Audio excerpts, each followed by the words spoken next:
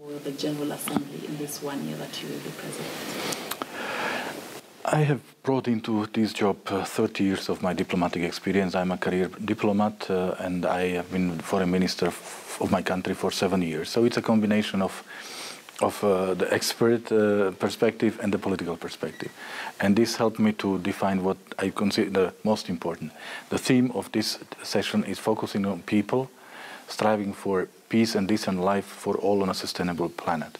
Focus on people. It's the overarching theme of my presidency. And I keep reminding my colleagues and also the permanent representatives that what we do is meant to improve the lives of people of this planet. So it's not about adopting this or that document. This is not the end of the work. It is the beginning. And people must feel that what UN is doing for them is good. It improves their lives. So this is extremely important. And then if you ask about concrete issues, this 72nd session will be remembered by several of them. One is migration. We shall adopt a document which is called Global Compact for Safe, Orderly and Regular Migration, which will be the first ever general or multilateral document regulating the issue of migration. The second very important issue is peace and prevention of conflicts, and I will be organizing a big event in April focusing on the role and work of the United Nations in preventing conflicts.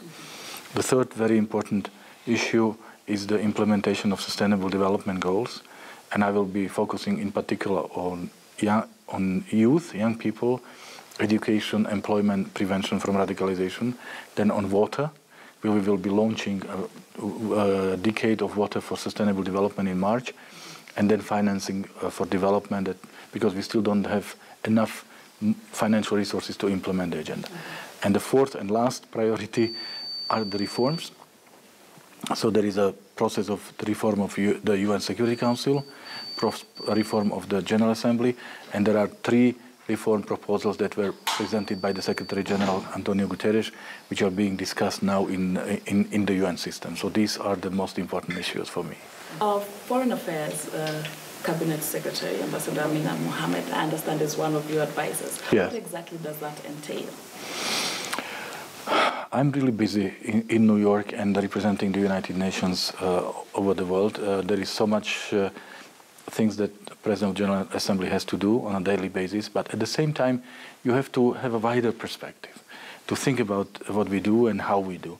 And that's why I decided, when I was elected president, to ask outstanding personalities, people I know, politicians, academics, think tankers from different parts of the world, to help me to become my external advisor. So I appointed a team of external advisors, and they represent all, I would say, all backgrounds and all continents.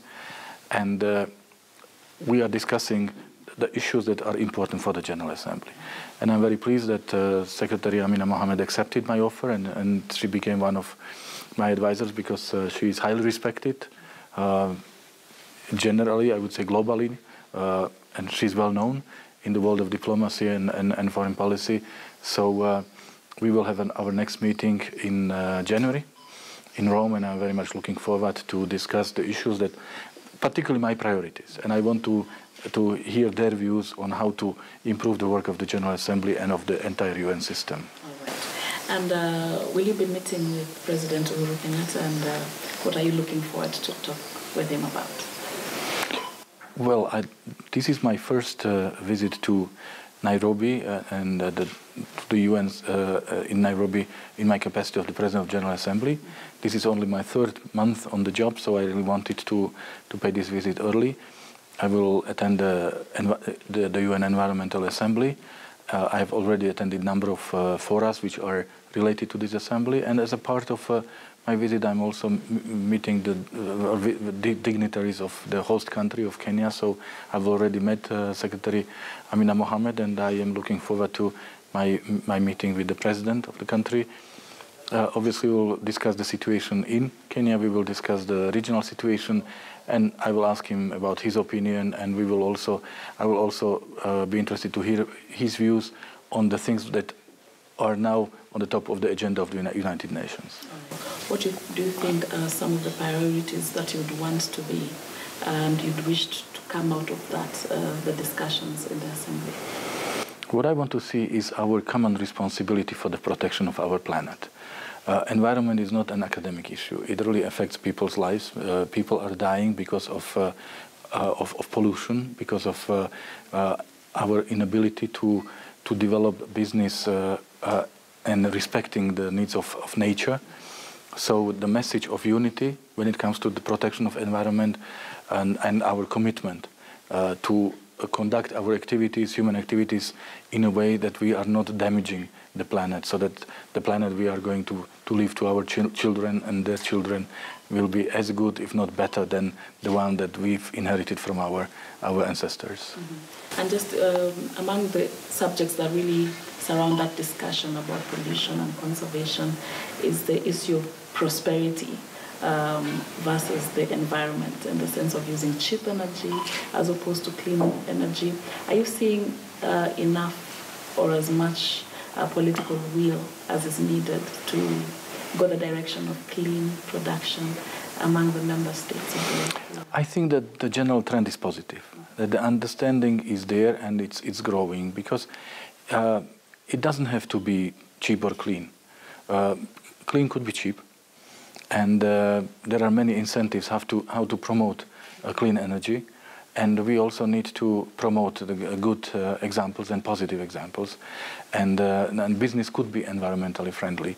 And this understanding that there is no contradiction between environment and business interests and profits is extremely important. And here in Kenya, in Nairobi, at the UN, there is a huge amount of knowledge and of positive examples. And I really hope that as a message from the Third Assembly of the Environmental Agency, this message will get across the world. Mm-hmm. And of course, this assembly coming to Nairobi is a big boost for tourism in the country. And is there a sense of pride for holding this in Nairobi, in Kenya? Well, there is a good reason for you to be proud of. Yes, because Nairobi is one of the 4 headquarters of the United Nations, the only one in the global south, as we say. Environment is extremely important issue, and issue with growing importance.